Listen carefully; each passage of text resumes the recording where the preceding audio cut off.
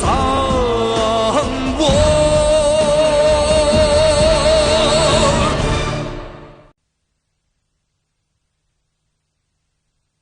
我的孩子，你看到了那幅雕花马鞍了吗？当然看到了，看到了又怎么样呢？怎么样？你知道这幅雕花金鞍的来历吗？我当然知道，这是中国的康熙大帝当年派遣使臣图里臣来到韩国，赏赐给我的曾祖阿育奇汗的。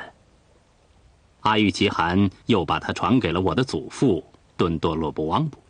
对，敦多布拉什硬从我丈夫的手里把它夺走了。可是他现在还要把它留给一个不知从哪里钻出来的山野小子。你可知道，那是韩国权力的象征啊！只可惜你已经晚了。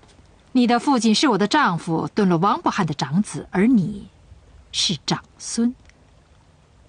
按照遗训，你才是汗位的合法继承人。您以为您说的这些我不知道吗？你知道。太好了，你终于明白了，这也是我盼望已久的。我看到了你心里燃烧的那团火，这也是我家族的希望之火呀。行了，夫人，别说这些了。我听说这个我巴西曾经跪倒在您儿子的马前，有这件事吗？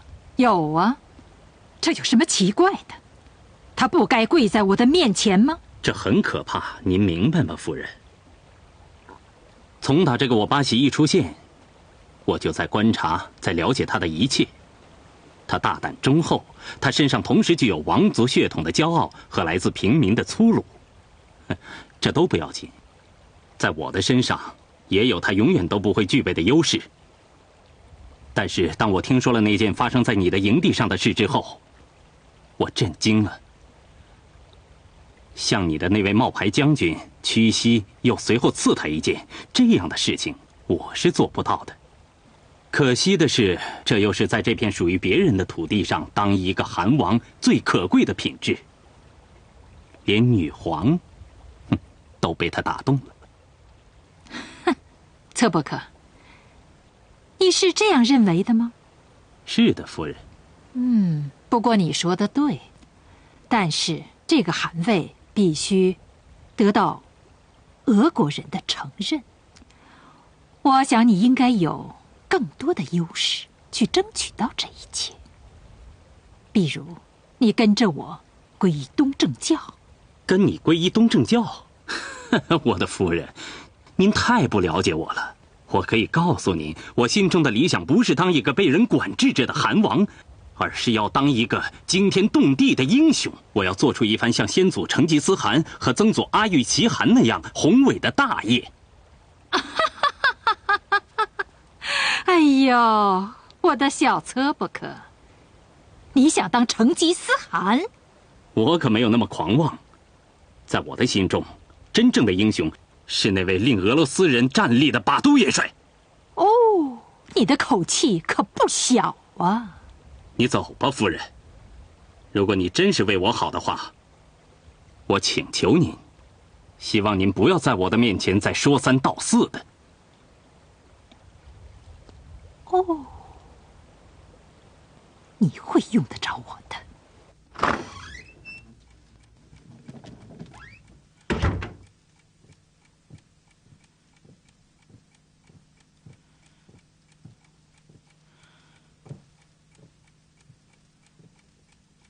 汗，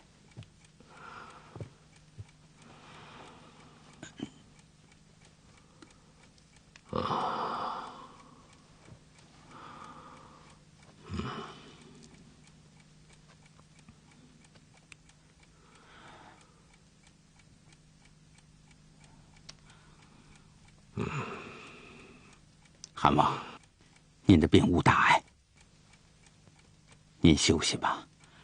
我去叫人给您熬药。妈妈，我的情况我自己非常清楚。别再费心了。哎，韩，您。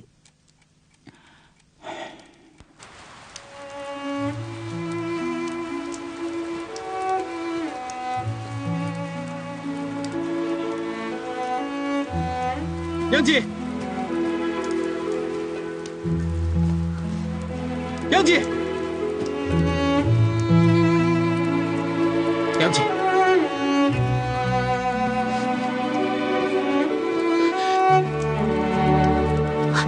放开我，我巴西！放开我，放开我！不，我再也不会让你离开我了。我巴西，别这样，不要！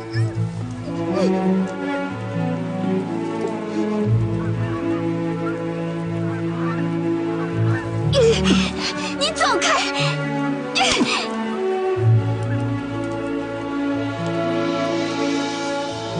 杨继，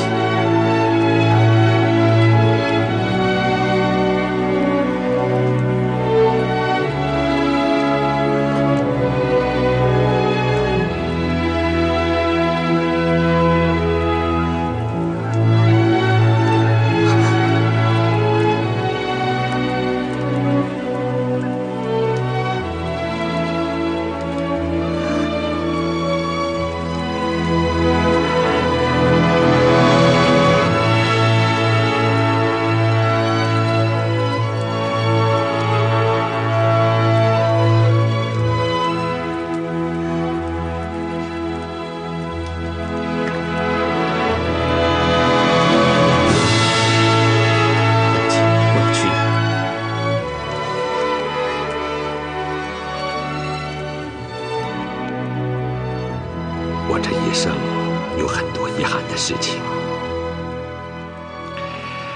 但是我能拥有我巴西这样的好儿子，我就感到非常的欣慰。是啊，我觉得您有沃巴西这样的孩子，是我们托尔扈特人的幸运。我把沃巴西托付给你，放心，你叫他到寒亭等我，我有话要对他说。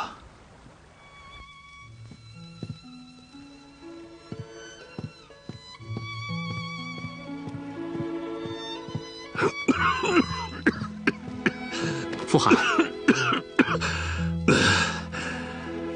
孩子，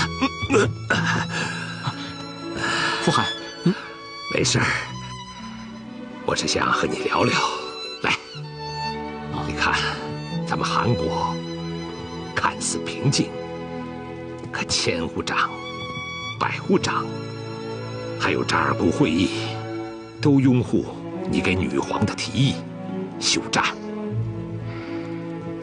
孩子，我们托尔扈特人为这一片疆土做出了巨大的牺牲啊！可将来女皇会提出更苛刻的条件啊！孩子，如果我们韩国人不替俄罗斯人去打仗，强大的俄罗斯又怎么能让我们小小的韩国存在呢？所以你要从长计议。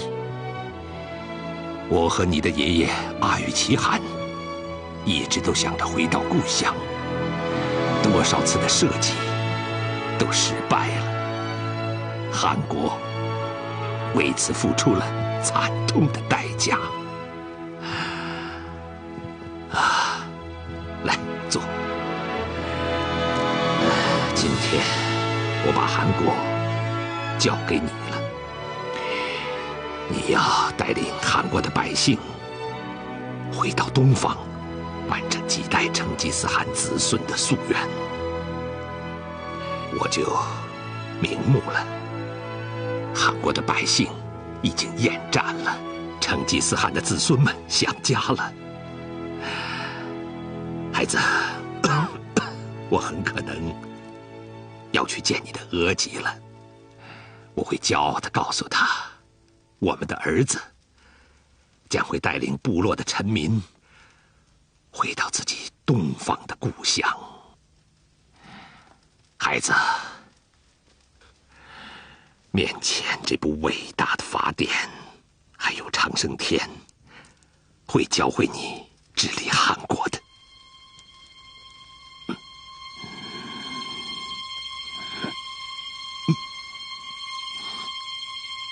父汗，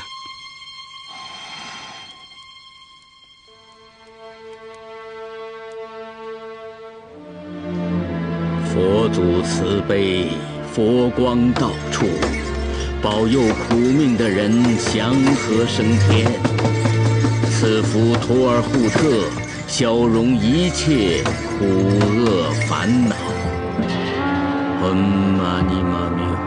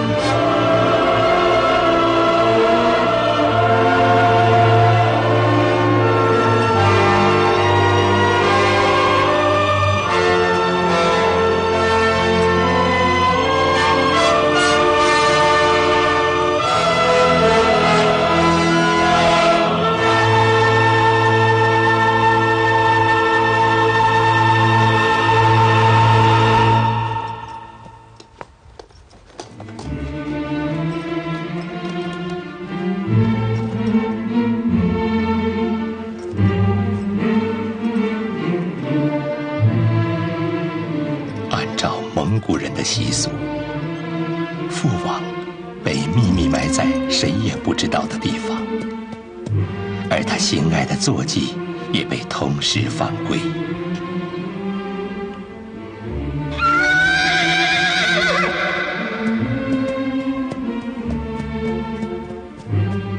聪明的白马会凭着本能找到主人的葬身地，并在那儿长久徘徊不去，继续陪伴追随他参加了无数次战役的父王。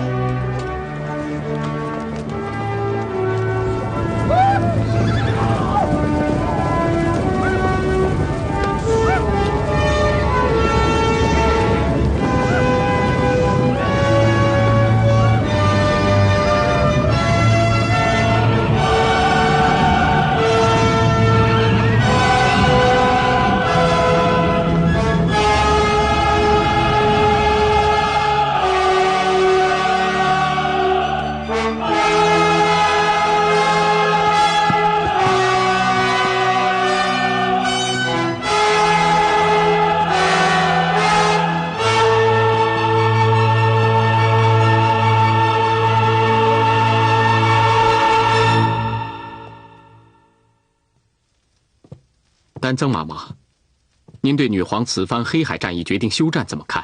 她不是一个平凡的女人，她邀请您去彼得堡为她祝贺，您不能不去。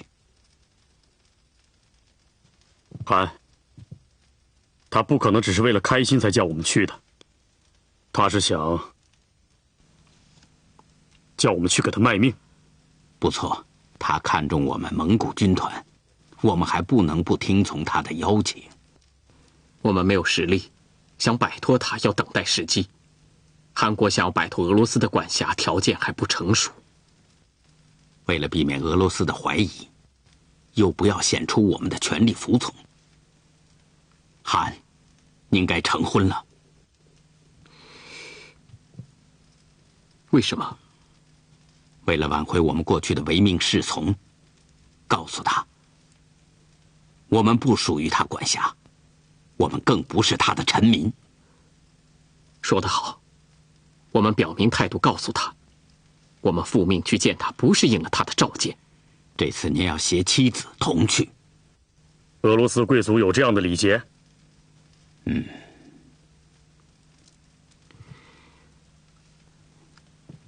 我明白了，我不是一个人去，就不是复命，而叫护访。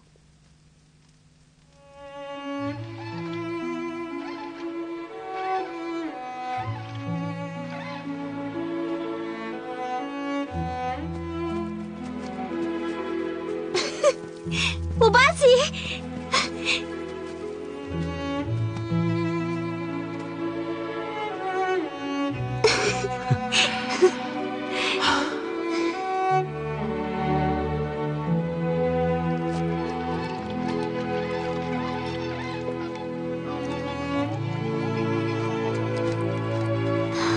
娘亲，我们结婚吧。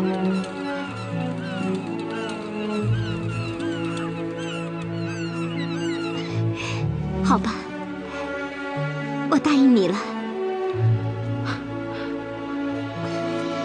我登上了汗位，而美丽的央金也答应做我的妻子。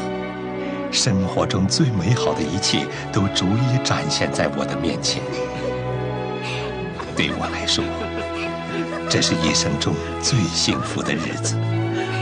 任何看起来不可逾越的障碍，包括我与央金之间的宗教差异，都没有妨碍我达到自己的目标。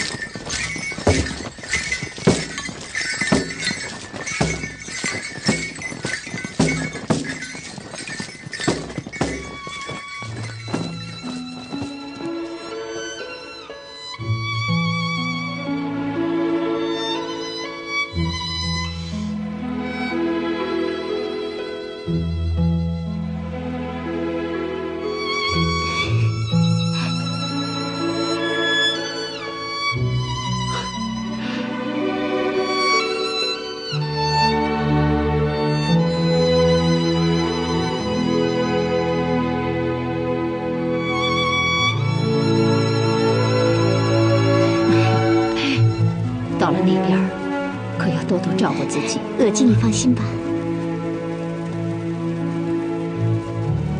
杨金，可要早点回来啊！啊，额吉，我知道了。这一路上可要多加小心。我们上路了。我走了，快上车吧。我巴西啊，可要早点回来。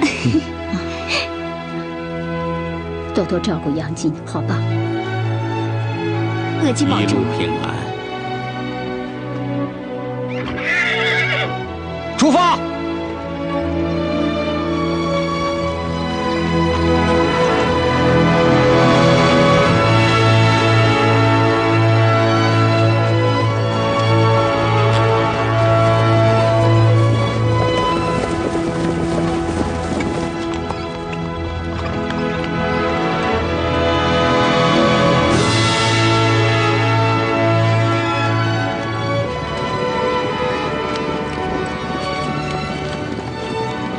在去圣彼得堡的漫长旅途上，虽然心中多少也有些忐忑不安，但更多的还是好奇。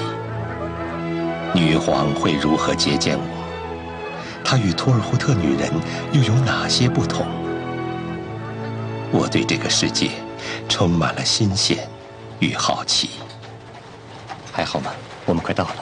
还好，我看到了，前面就是他们的皇宫了。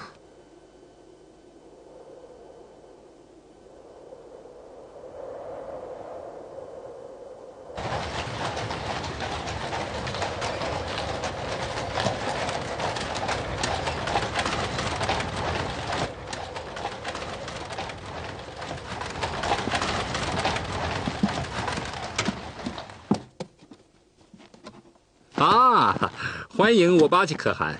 你们的到来，韩国公馆不会再寂寞了。请，夫人，请。枢密官康斯坦丁诺维奇恭候。哦，您好啊，枢密官大人。您好，我的维拉。您近来可好啊？很好，谢谢，谢谢您上次的貂皮大衣，要不然不知道该怎么度过这个涅瓦河上的漫长冬天。您太客气了，大人。看见你就像看到象征春天的白嘴鸭。谢谢大人，他们来了。我是说那个沃巴西。我真是喜欢您这儿。请吧。总管，这是一个什么样的地方？哦，这里嘛，这是一个河的城市，桥的城市，是一座水上城市。这就是俄罗斯的首都。是的，韩，圣彼得堡集欧洲所有城市的精妙于一身。虽然彼得一世力图把它建造成像阿姆斯特丹那样的城市，可是人们呢，还是赋予了它雪的巴比伦、北方威尼斯的称谓。现正处在北方战争时期，俄罗斯试图走向海洋，圣彼得堡正是诞生在炮火硝烟之中。莫巴西汗，您在听吗？我们走了这么久，越走越觉得这里的太阳怎么落得那么早？照我们的算法，现在应该到亥时了。难道这里的太阳也和我们的不一样吗？这里的天无二日，太阳应该是一样的吧？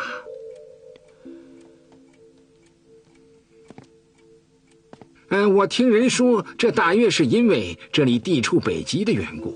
我们那里不也是夏天昼长夜短，而冬天就相反了吗？这里不过是差别分外的明显而已。韩，您一路辛苦了，您还是跟哈顿休息吧。大人，沃巴西他来了，他是个来历不明的家伙。顿德普拉什向政府隐瞒了这个沃巴西他是从哪里跑出来的呢？您是知道的，图尔扈特汗国的汗后和萨拉王子早已经死去了。啊，您提到了那位沃巴西。顿德普拉什是没有孩子的，根据政府的盟约。您说的这些我都知道，夫人。哦，那就太好了，大人。可是该死的顿德普拉什把汗位却继承给了一个不知名的野蛮的牧人。女皇陛下的政府应该拒绝承认他的合法身份。明天我的府邸将有一个舞会，我会邀请这位年轻的酋长和他的妻子。他叫什么？沃巴西，他的妻子叫央金。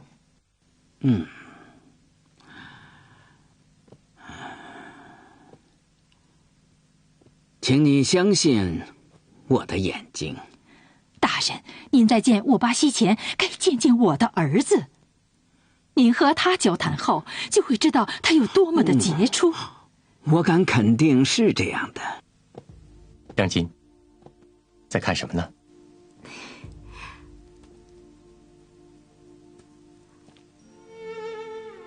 汉，你是不是还在想那件事呢？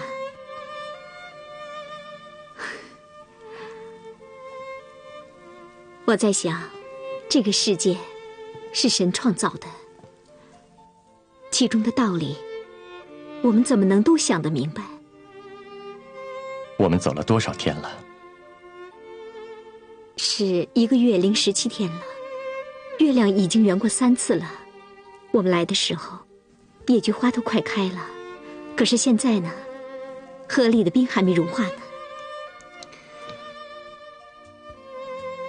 月亮都圆过3次了，太大了。初次深入俄罗斯腹地，它的扩大不能不令我震惊。与之相比，韩国真是微不足道。也许就从这个时候开始，回归的愿望在我心中逐渐加强。这么巨大的一个存在，除了服从，你是无法与它抗衡的。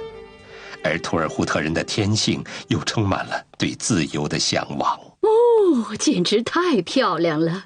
我尊贵的女皇陛下，您穿的简直就像圣母玛丽一样。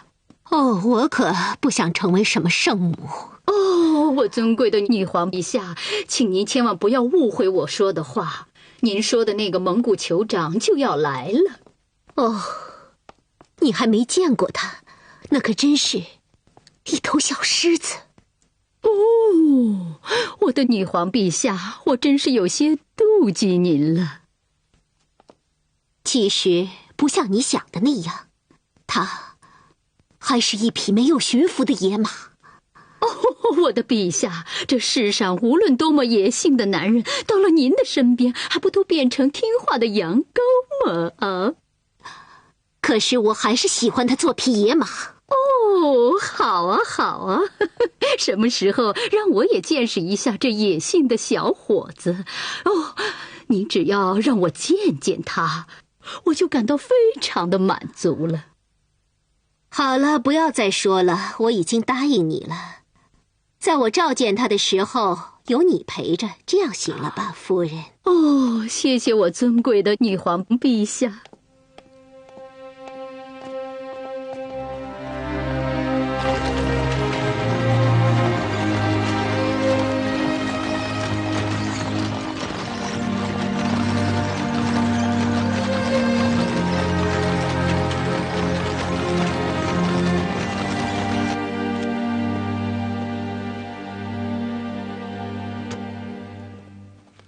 图尔扈特汗国督办沃巴西和夫人到。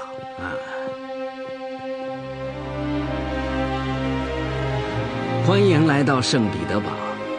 您好，枢密官大人，这位是我的夫人。拜见大人。衷心欢迎您的到来。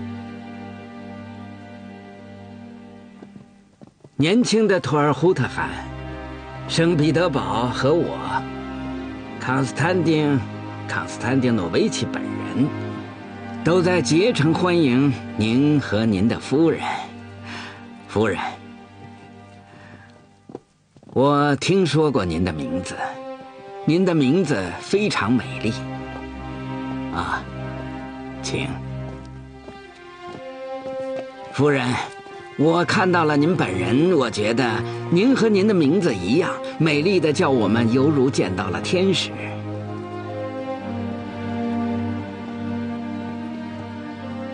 请坐，请坐。我衷心的感谢你们能够走过战乱的俄罗斯，到彼得堡来开开眼界。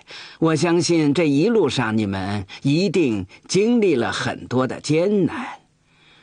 我衷心的希望你们在这里能够过得愉快。哦，我跟你们说，就在昨天，我们尊贵的女皇陛下在那幅绘着圣索菲亚大教堂的风景画前站了许久许久。是吗？在索菲亚教堂。哦，我的侯爵夫人，您好啊！哦，薇拉夫人，看您神采奕奕，遇到什么喜事了啊？看您说的，一想到我能在这里见到您就高兴。我们还是去年的秋季在女皇陛下的夏宫里见的面。你真是一个细心的人了。我这心里呀，谁都不挂念着，就是挂念着您。夫人，您可以到我们的贵族学校光顾一下我们俄罗斯的小贵族，看看他们是如何生活的，将来让您的孩子也能成为贵族中的一员。您看您的总管，他在贵族学校成绩优异，至今还是校长用来激励学生上进的话题。是的，校长大人一定会这样说。看吧，一个野蛮的达旦能够有这样的成绩，你们这些血统高贵的斯拉夫贵族子弟不觉得耻辱吗？我并没有这样说，总管大人，别在女士面前揭俄罗斯的伤疤好吗？对不起，大人，我只是听这类话听得太多了，大人。沃巴西，我们已经听到了您父亲的不幸的消息，愿上帝让他的灵魂安息。当然，我们也得知他有意让您来继承他在韩国的权利。谢谢大人，我希望您尽快安排我觐见女皇陛下。哦，陛下很忙，日理万机。不过您放心，我会尽力通禀的。好了，现在请跟我来，我领你们去见一个人。请。我亲爱的维拉夫人，不是我不帮你呀，真的。我们那位尊敬的女皇陛下只想召见那个年轻的沃巴西，那就要您去周旋了。我的儿子高的比我的侄儿更有教养和才智，他是年轻有为的军官，风华正茂，您见了就知道了。我们可是10几年的老交情了，您不能扔下我的事情不管呢，是不是？说心里话，我对您的感情可不比亲生母亲薄啊！您真是太会说话了。好了，我答应您，我会把他引荐给陛下的。我就知道您一定能答应我，你就相信我吧。夫人，您真是越来越年轻了，我们真是不敢和您相比。你好，侯爵夫人，对不起，打扰了。亲爱的康斯坦丁诺维奇，你又想让我在陛下面前为你说什么？请允许我介绍，这位是伊凡诺夫娜侯爵夫人，这位是尊贵的夫人，我是图尔扈特汗王沃巴西。你说自己是什么？一个可汗，对吗，年轻人？夫人，我们的汗是女王陛下亲自任命的图尔扈特汗国督办。是图尔扈特汗国督办呐。这么说，你就是被女皇陛下称作未经调训的东方狮子了。真是很荣幸能够在这儿见到你，年轻的狮子。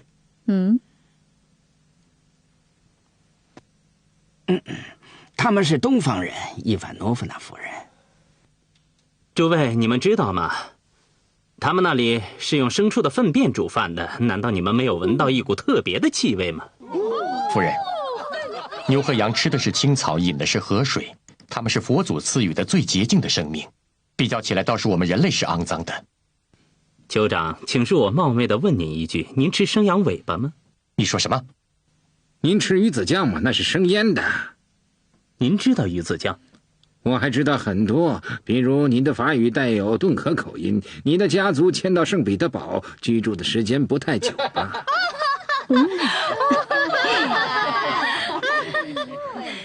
侯爵夫人，这就是我们的新汗后央金。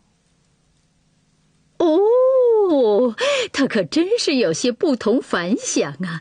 一个女人，东方女人，能和她的汗来到俄罗斯，想必也是刚刚结婚吧？我可要告诫你，假如你的汗会有别的女人喜欢，你该回到南俄草原了吧？这位蒙古汗王很有魅力，你说呢？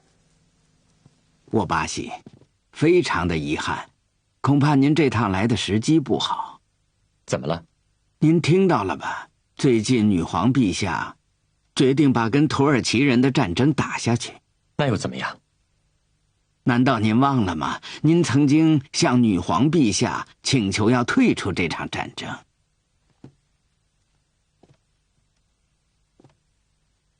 每当春天来到，坚冰消融的时候，彼得堡要塞的司令要乘上大船渡过涅瓦河。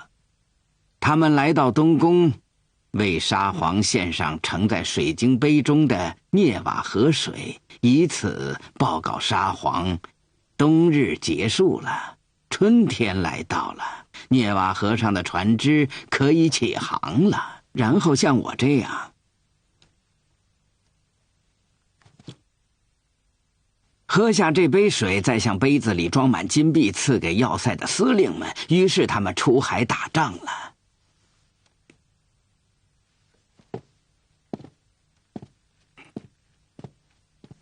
哦，你说你是一位虔诚的东正教徒，那你以后就要住在彼得堡，接受真正的俄罗斯贵族的熏陶。哦，走进教堂，净化你的心灵，要像加岸夫人那样，让俄罗斯的文明洗去你身上蒙古人的鲁莽和愚钝，难道不是吗？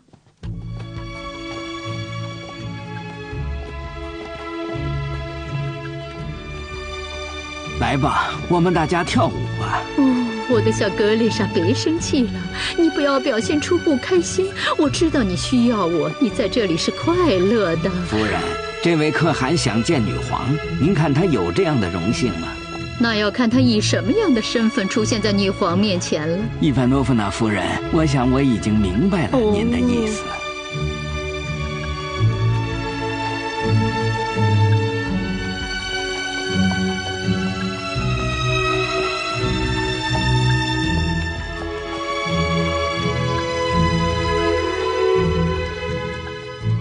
沃巴西。哦，是你，贾恩婶婶。你为什么不去跳舞啊？出来透透气，我觉得有点闷。哼，不对吧？你是不会跳舞的，不知道怎样欣赏音乐，更不知道怎样去和人交谈，于是你胆怯了。夫人，我听说俄罗斯又要打仗了。从1712年以来，彼得堡被定为俄罗斯帝国的首都。阴暗的冬日就是这样的漫长，他们一年中只有几个晴朗的日子，让人觉得发生了奇迹。他们进入欧洲强国的行列，靠的是什么？靠的就是海战。春天一到，俄罗斯的圣彼得堡人是不会放弃战争的。可是我们的韩国需要休养生息。夫人，我们不是俄罗斯人，我们是图尔扈特人。我们厌恶了战争，是战争叫我们背井离乡，漂泊的日子叫人难受，几代人回不去。您不能把我们休战的善良愿望看成是怯懦的表现。哼，你很运气，就怕你的主张在俄罗斯的贵族面前成为泡影。孩子，你还年轻，你不知道在我们这些文明的上流社会的人们之间如何生存。够了，哼，不要耍你那个小酋长的威风吧。这里是女皇陛下的首都圣彼得堡。如果你觉得我说错了，那就走进去呀，去跳一曲华尔兹，背一首法文诗，就像我和你的管家那样。你去呀，哪怕去说一句蹩脚的俏皮话也好啊。等一等，我的孩子，知道我为你做了什么吗？我替你在宫廷里找了一个大靠山，就是尊敬的卡斯坦丁。他答应在陛下面前替你美言的，我的孩子。别放弃这个机会，韩国是你的。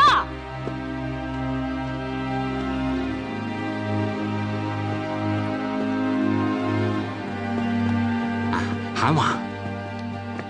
啊，总管，我们要回去。按照一般的礼仪，这样的场合不辞而别是要被人替我留下来吧。这里的香水和音乐实在让我头晕。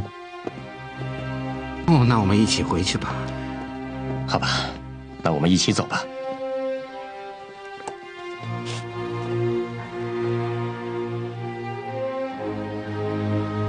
你说什么？俄罗斯又要打仗了？是的，从过去的彼得一世起，俄罗斯就梦想着成为一个海上强国。当今的女皇这个日耳曼女人更是野心勃勃。这就是叫我们来彼得堡的真正原因吗？是啊，我们为她进行了这场对土耳其的战争，冠冕堂皇的理由是要夺回东正教的圣城君士坦丁堡，其实也是为了让她的舰队更自由地进出黑海。这个女人啊，夫人，您可别小看他，他的宫殿里有世界上最昂贵的财宝，战争是他掠夺的最好办法。好了，我们上路吧。